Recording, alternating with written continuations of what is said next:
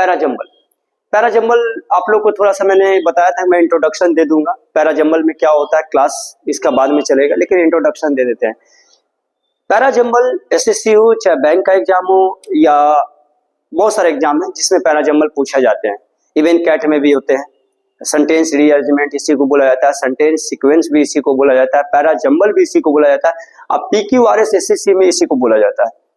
तो मैंने आपके सामने जो रखा है पैराजम्बल, ये एसएससी में इसी तरह से पूछा जा रहा है। पहले पूछा जाता था कि ऊपर का फर्स्ट और सेकंड फिक्स रहता था, बीच में पीक्यूआरएस को अरेंजमेंट करना रहता था, लेकिन इधर कुछ सालों से मैं देख रहा हूं, 2 सालों से इसी तरह से पूछा जाता है। ठीक है, पैराजम्बल बनाने के लिए सबसे पहला आपका अप्रोच होना चाहिए कि आपका जो सेंटेंस है वो कंजंक्शन से शुरू नहीं होगा। कंजंक्शन का मतलब कनेक्टर, मैंने आपको बेसिक क्लास में बताया था।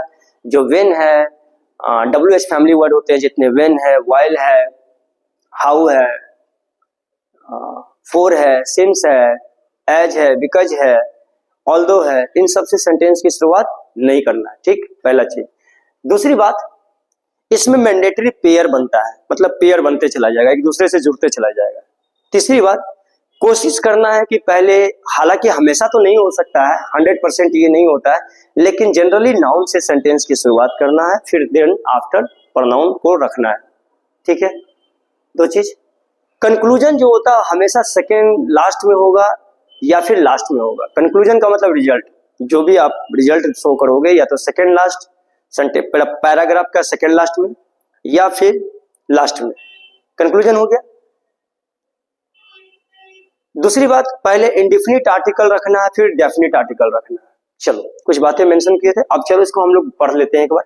मैं यहां देख रहा हूं कि देखो ऑप्शन दिया गया था डी, बी, ए और सी, मतलब आपका सेंटेंस डी से शुरू हो सकता है, बी से शुरू हो सकता है, ए से शुरू हो सकता है, सी से शुरू हो सकता है, सब अलग अलग है।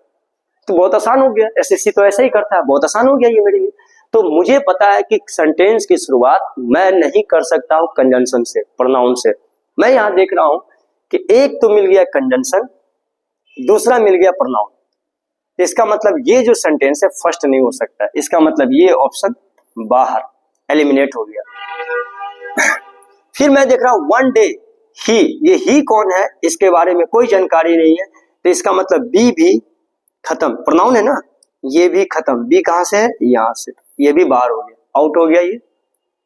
फिर मैं देख रहा हूं 4 नंबर में व्हेन ही, तो फिर से यहां पर प्रोनाउन आ चुका है और कंजंक्शन आ चुका है, तो ये भी बाहर, ये भी ऑप्शन बाहर।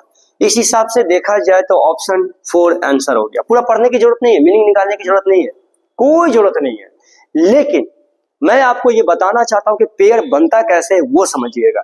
सी में देखिए, एक बार पढ़ के देखते हैं। People came to a wise man to complain about the same problems every time. Meaning आपको मैं पता चल गया, लेकिन नहीं भी पता चला तो मैं बता देता हूं। लोग आते हैं एक बुद्धिमान आदमी के पास कंप्लेन लेके, और सेम प्रॉब्लम एवरी टाइम आते हैं, प्रत्येक बार आते हैं और सेम समस्या लेके आते हैं। ठीक है, यही लिखा हुआ है इसमें। अब मैं देख रहा हूं सी के बाद बी क्यों हो गया भाई, तो अब देखिएगा ध्यान से कि ये जो आदमी है ही, इसने ही एक जोक सुनाया, और वो आदमी कौन है, अ मैन, इसी को यहां पर कनेक्ट किया गया, इसके बारे में बात हुई। अब ये आदमी जोक सुना रहा है और सभी लोग ठहाके लगा के हंसने लगे। ठीक है, बी के बाद मैं देख रहा हूं कि डी आया। अब डी में ऐसा क्या लिखा गया है कि उस डी में आ गया, तो ठहाका लगा के हंसने लगा। अब वो क्या किया, वही आदमी दोबारा से उस जोक के सुनाया, दोबारा से उस जोक को सुनाया, रिपीट किया दूसरे बार, लेकिन इस बार किसी ने हंसना नहीं, मतलब इस बार किसी ने लाफिंग नहीं किया।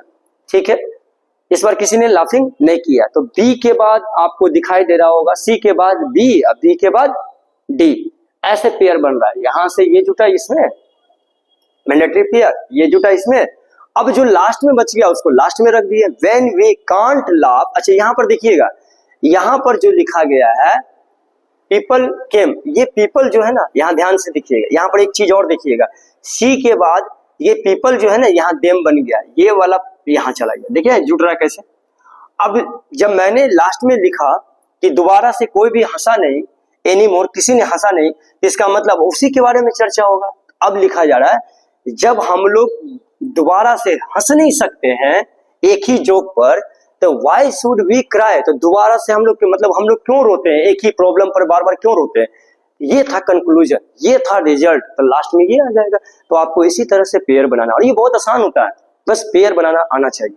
ठीक है, मैंने आपको इसका झलक दिखा दिया। आज मैं आपसे एक बात करना चाहता हूं। मैंने पिछले क्लास में जो भी बताया, वर्ब चैप्टर मैंने बोला था कि इसका बेसिक जानना जरूरी है, तो काम करते हैं, आज मैं आपको थोड़ा सा वर्ब चैप्टर भी लेके चलता हूं, ये होता क्या है। वर्ब चैप्टर पढ़ने से पहले समझिएगा कुछ बातें, छोटी छोटी बातें।